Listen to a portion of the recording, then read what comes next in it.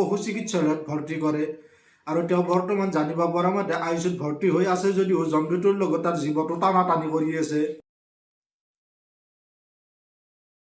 কি কৰি আছা?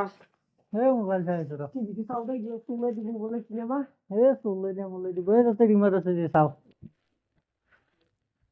পইচা আছে ৰিমট কিনে বাতৰি চাওঁ। ইয়াতে বাতৰি চাওঁ।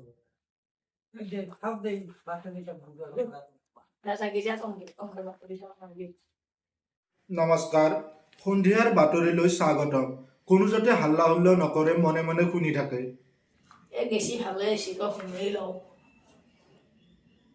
বিহু উপলক্ষে উজান বজাৰত 60 কেজি ওজনৰ দৰিকণা এটা আৰু 80 কেজি ওজনৰ চেং মাছ এটা পোৱা যায়। দুৰ্ভাগ্যবশত আমাৰ কেমেৰামেনৰ কেমেৰাটো বেয়া হৈ থকাৰ ফলত আপোনালোকক সেই দৃশ্যগ্ৰহণ দেখাব নোৱাৰিম, তাৰ বাবে দুখিত। আঠখেলীয়া গাঁৱৰ দুইজন ল'ৰাই পানী নোহোৱা খাল এটাত মাছ মাৰিবলৈ গৈ কাকৰাগাৰাত সোমাই নিৰুদ্দেশ হৈ থাকে।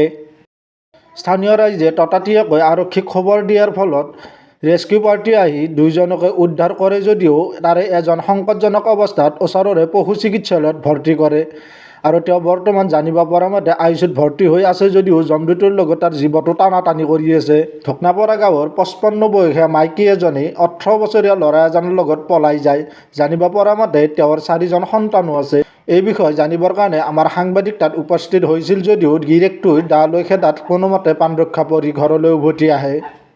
এতিয়া খন্তেক বিৰতিৰ পিছত পৰৱৰ্তী বাতৰিলৈ আকৌ ঘূৰি আহিম। চুলি দাড়ি কিটা লগত লাগছিলে ভাল চেলুন ক'ত আছে নো?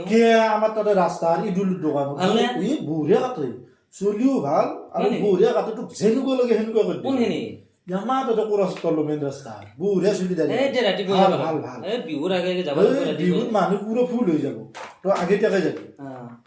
ঠিক আছে হ'ব। এইবাৰ আহিছোঁ বতৰৰ বাতৰি লৈ।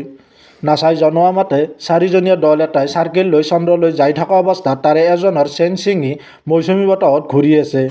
গতিকে সকলো ৰাইজক হাতকেইখন ওপৰমুৱাকৈ ধৰি থাকিবৰ কাৰণে নাচাই অনুৰোধ জনায় যাতে যিকোনো মুহূৰ্তত পৰিলে তেওঁলোকে ধৰি ৰাখিব পাৰে মানুহজনক।